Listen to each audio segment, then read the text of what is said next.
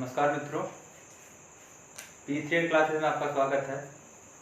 और आज हम लोग NCERT की प्रश्नावली 1.2 के प्रश्नों को हल करेंगे, देखेंगे क्या होता है।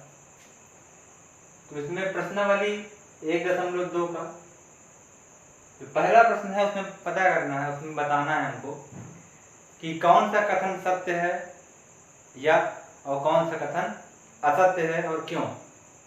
ठीक, तो हमको इसमें जो प्रश्न नंबर 1 का पहला पार्ट दिया गया है कि प्रत्येक अपरिमेय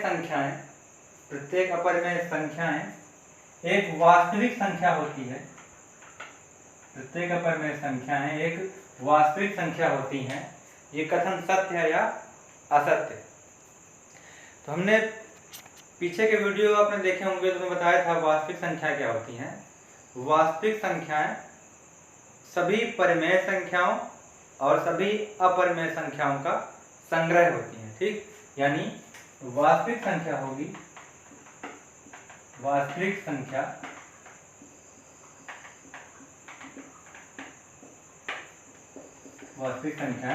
ये परिमेय संख्याओं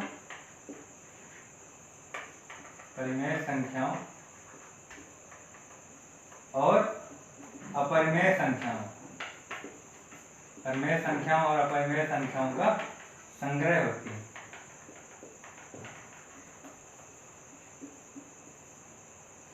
तो परिमेय संख्या जैसे मान लीजिए परिमेय संख्या का उदाहरण मान लेते हैं कि परिमेय संख्याएं हो गई 2/3 -5/7 और 7।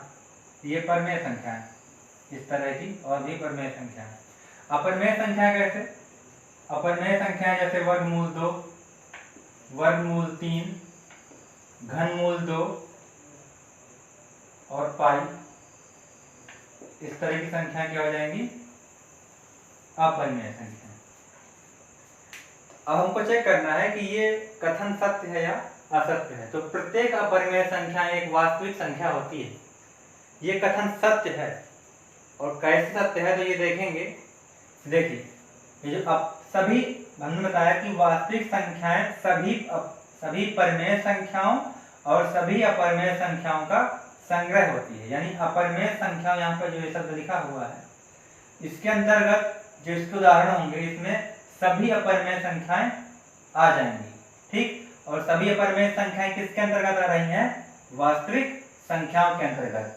वास्तविक संख्याओं के अंतर्गत सभी परिमेय संख्याएं भी आती हैं और सभी अपरिमेय संख्याएं भी आती हैं। लेकिन यहाँ पे मुझे क्या लिखना है? केवल अपरिमेय संख्या की बात करनी है।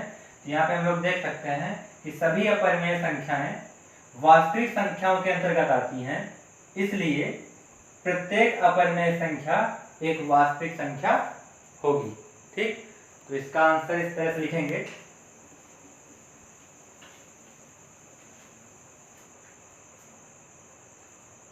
यहाँ पे लिखेंगे हाँ सत्य है ये, क्योंकि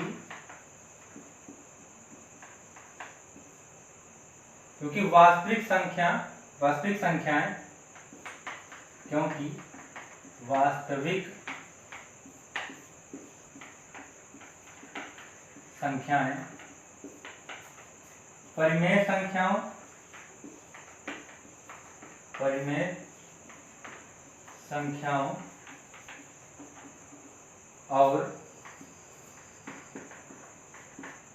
परिमेय संख्याओं और अपरिमेय संख्याओं का संग्रह होती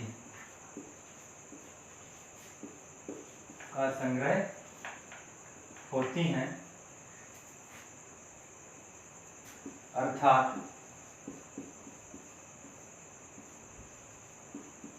प्रत्येक अपरिमेय संख्या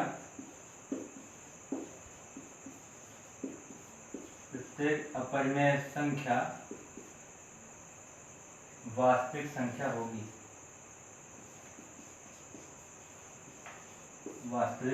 होगी।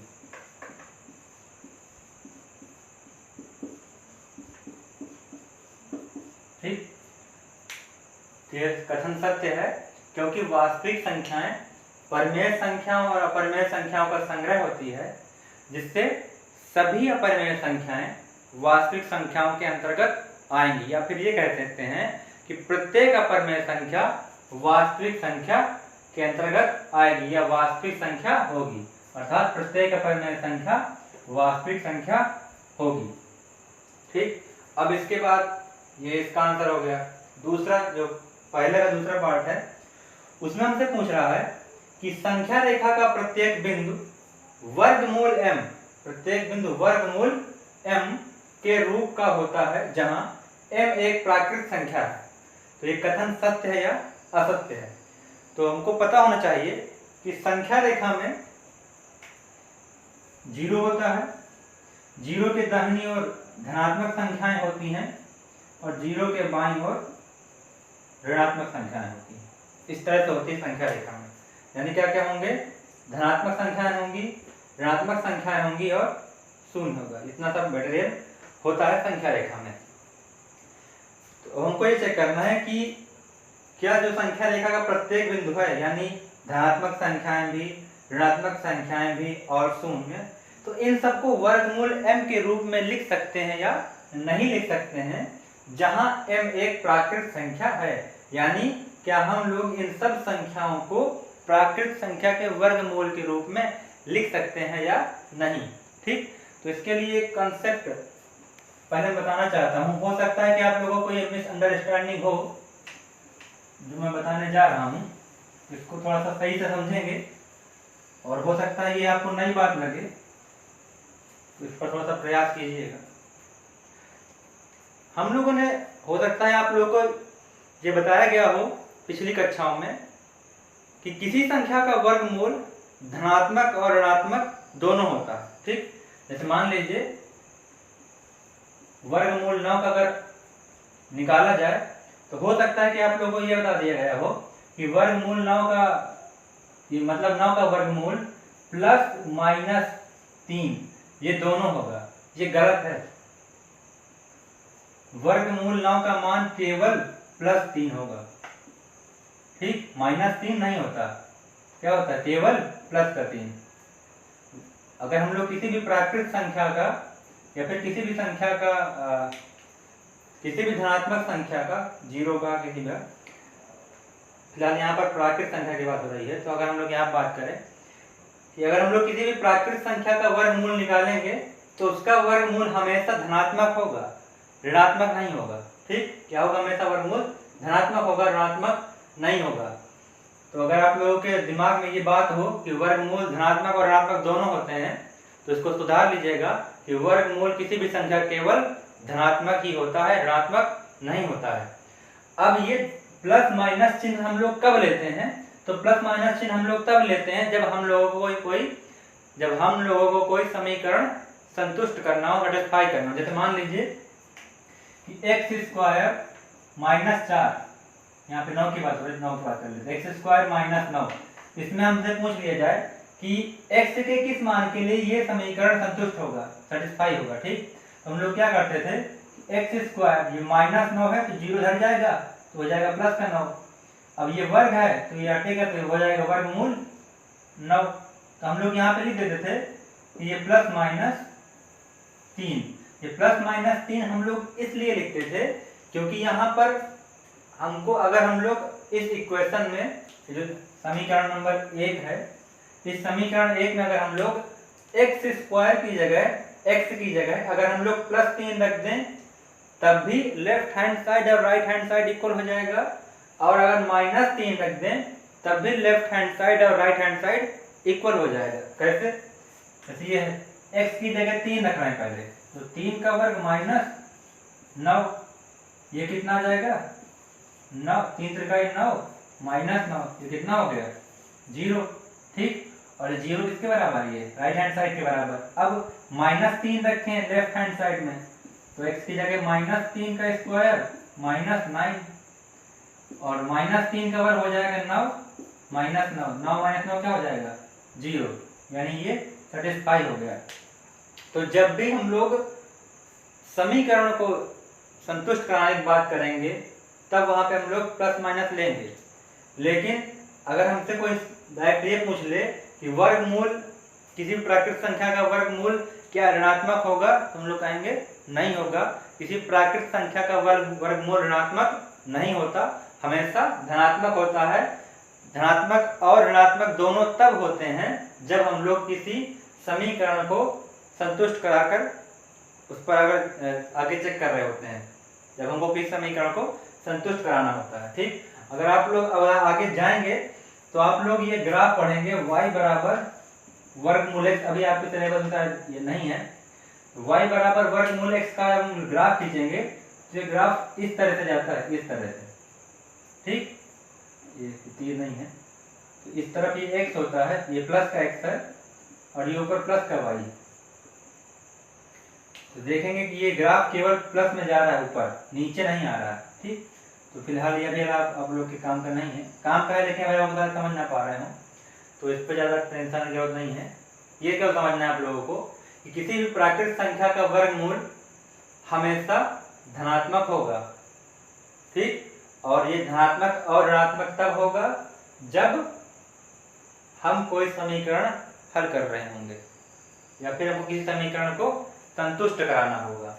तो हम लोग अभी जो इस चर्चा में बात हुई तो उससे ये बात निकल के आई कि किसी भी प्राकृत संख्या का वर्गमूल हमेशा धनात्मक होगा।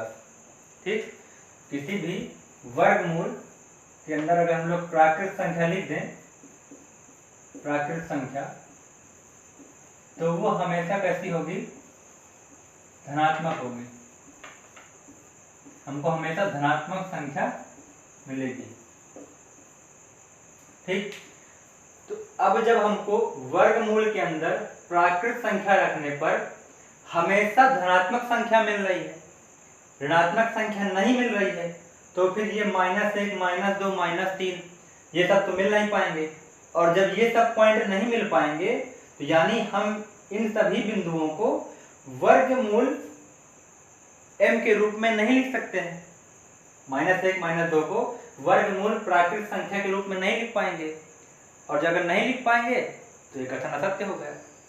ठीक, और एक बात ये भी है कि जीरो कब मिलेगा, अगर हम लोग जीरो का वर्गमूल देखें तो जीरो का वर्गमूल ही क्या होता है, जीरो होता है। और ये जो जीरो है ये पूर्ण संख्या होती है, प्राकृत संख्या नहीं होती। जीरो प्राकृत संख्या नहीं है, और अगर जीरो प्राकृत संख्या नहीं है तो फिर हमको जीरो मिलेगा नहीं। ठीक, तो जो मेन बात है वो ये है कि किसी भी प्राकृत संख्या का वर्गमूल हमेशा धनात्मक संख्या होती है, वो ऋणात्मक नहीं मिलती, इसलिए ये कथन असत्य है।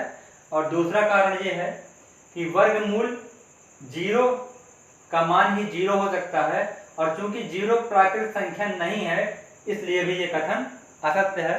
तो हम लोग इसके लिए दोनों पॉइंट लिखेंगे।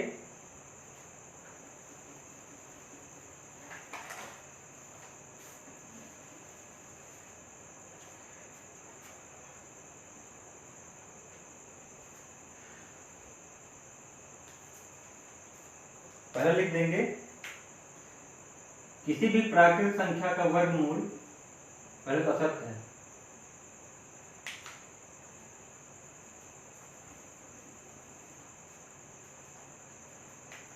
असत्य, क्योंकि किसी भी प्राकृत संख्या का वर्गमूल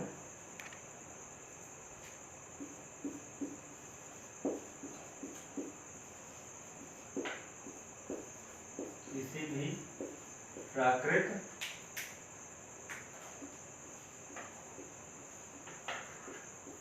संख्या का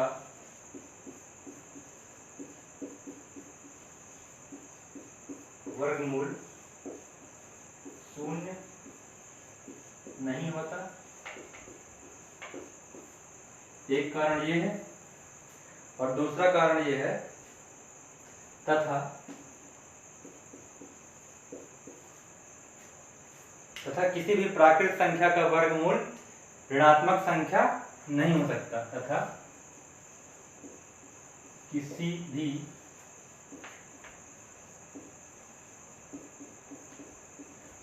प्राकृत संख्या का वर्गमूल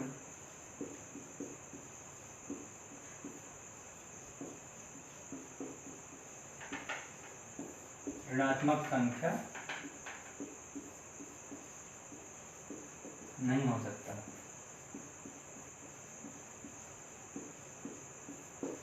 और अगर ऋणात्मक संख्या नहीं हो सकता तो हमको ऋण वाली वैल्यू नहीं मिलेंगी, यानी हमको अगर ऋणात्मक संख्या नहीं हो सकता तो हमको ये मान नहीं मिलेंगे, ठीक।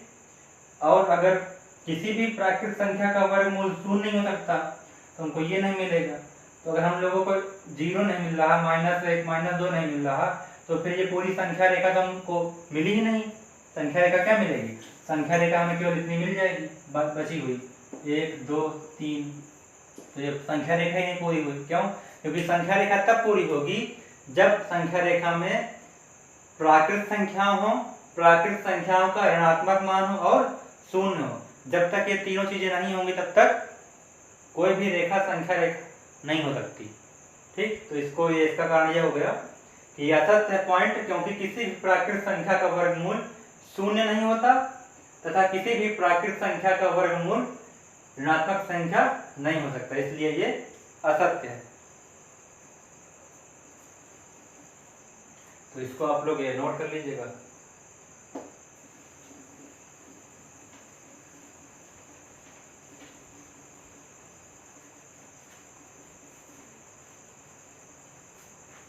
इसके बाद अगला है कि प्रत्येक वास्तविक संख्या एक अपरिमेय संख्या होती है।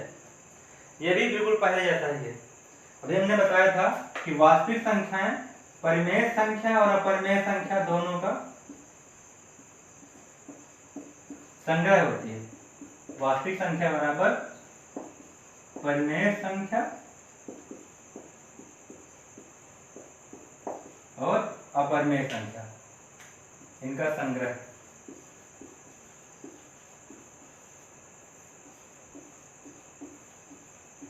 परिमेय संख्या कैसे? जैसे 2 7/11 -5/6। और अपरिमेय संख्या कैसे? वर्गमूल 2 वर्गमूल 5 घनमूल 3, ठीक, आदि आदि, ठीक। ये सब संख्याएं हो गई परिमेय संख्या और ये सब संख्याएं हो गई अपरिमेय संख्या। तो वास्तविक संख्याओं के अंतर्गत सभी परिमेय संख्याएं भी आएंगी और सभी अपरिमेय संख्याएं भी आएंगी। यहाँ पर क्या लिखा है कि प्रत्येक वास्तविक संख्या एक अपरिमेय संख्या होती है। तो हम लोग देख रहे हैं कि देखिए वास्तविक संख्याओं के अंतर्गत सभी परिमेय संख्या भी आएंगी, यानी ये संख्याएं क्या हो जाएंगी? ये संख्याएं भी वास्तविक हुई और ये संख्याएं भी वास्तविक हुई। ये दोनों संख्याएं वास्तविक हो गई, ठीक। यानी अगर हम इसमें से कोई एक संख्या ले लें, यानी 7/11 अगर ले लें, ये वाली संख्या 7/11, तो ये संख्या कैसी है? ये वास्तविक संख्या है।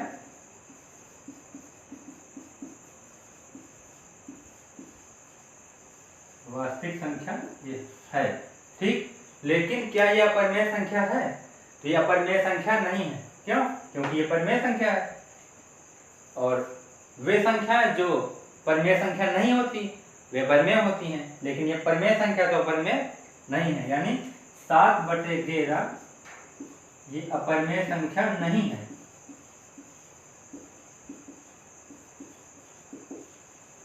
अपरिमेय संख्या ये नहीं है। 7/11 अपरिमेय संख्या नहीं है, ठीक। तो हम देख रहे हैं कि 7/11 वास्तविक संख्या तो है, लेकिन 7/11 अपरिमेय संख्या नहीं है। इसमें थोड़ा सही से लिख दूं, संख्या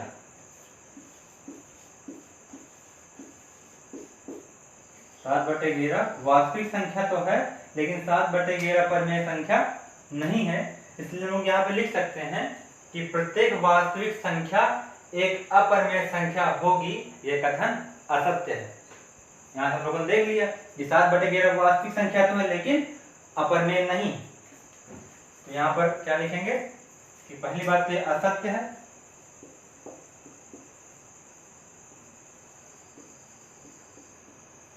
क्यों है? क्योंकि वास्तविक संख्याओं के अंतर्गत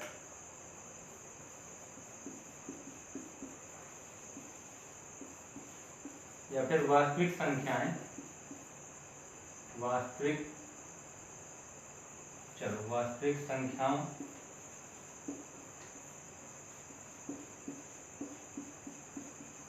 के अंतर्गत परिमेय और अपरिमेय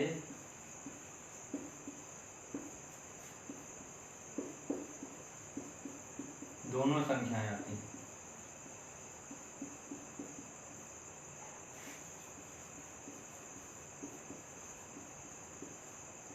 ठीक, असत्य है क्योंकि वास्तविक संख्याओं के अंतर्गत परिमेय और अपरिमेय दोनों संख्याएं आती हैं, अर्थात प्रत्येक वास्तविक संख्या एक अपरिमेय संख्या नहीं होगी। ठीक, तो इसको आप लोग नोट कर लीजिए, इसका आंसर हो गया। फिर इसके बाद जो दूसरा सवाल है वो ये, इसको पढ़ लीजिए तक आप लोग। दूसरा सवाल कह रहा है, क्या सभी धनात्मक पूर्णांकों के वर्गमूल अपरिमेय होते हैं?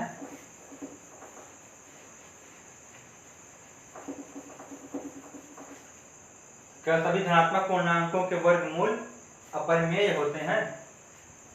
तो हमने बताया था कि अपरिमेय संख्याएं वे संख्याएं होती हैं जिन्हें p/q के रूप में नहीं लिख सकते, जहां p और q पूर्णांक है तथा q का मान 0 नहीं है।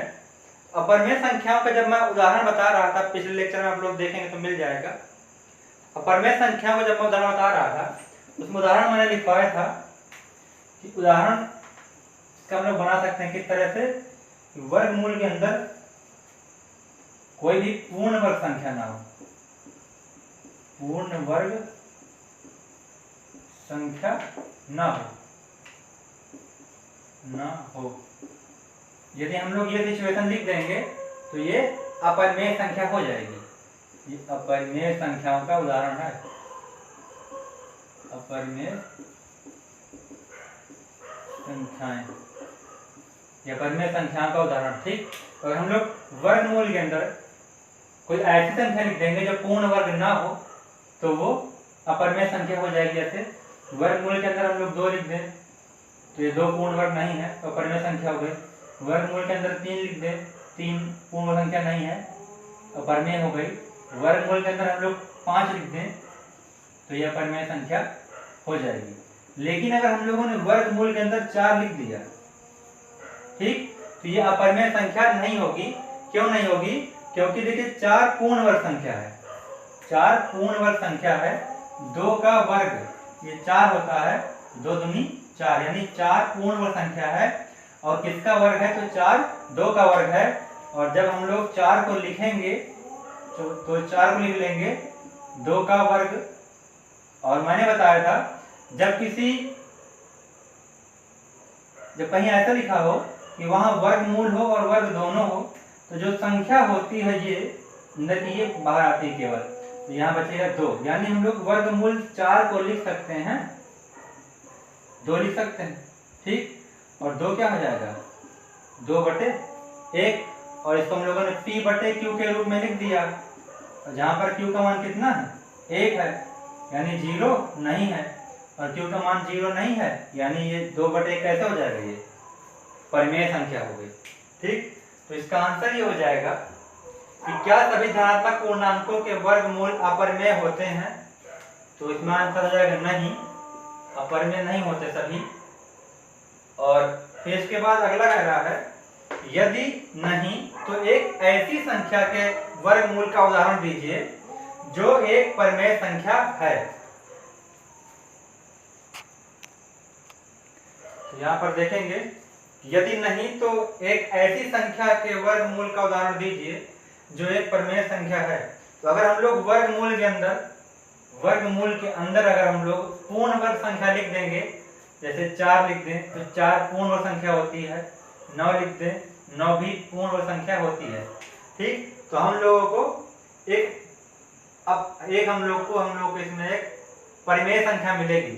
ठीक, जैसे ये क्या हो जाएगा, वर्गमूल 2 का वर्ग, क्या आ जाएगा 2, ये हो जाएगा वर्गमूल 9 होता है 3 का वर्ग, ये हो जाएगा 3। ठीक, तो 2 कैसी होती है, 2 होती है परिमेय संख्या,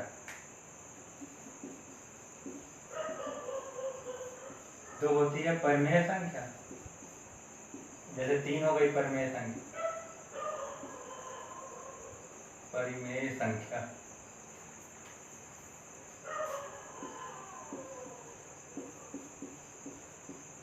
तो अगर हम लोग वर्गमूल के अंदर ऐसी संख्या लिख देंगे जो पूर्ण वर्ग होगी तो हमको परिमेय संख्या मिलेगी, और अगर हम लोग वर्गमूल के अंदर ऐसी संख्या लिख देंगे जो पूर्ण वर्ग नहीं होगी तो हमको अपरिमेय संख्या मिलेगी। ठीक, तो ये दूसरे का ये हल हो गया,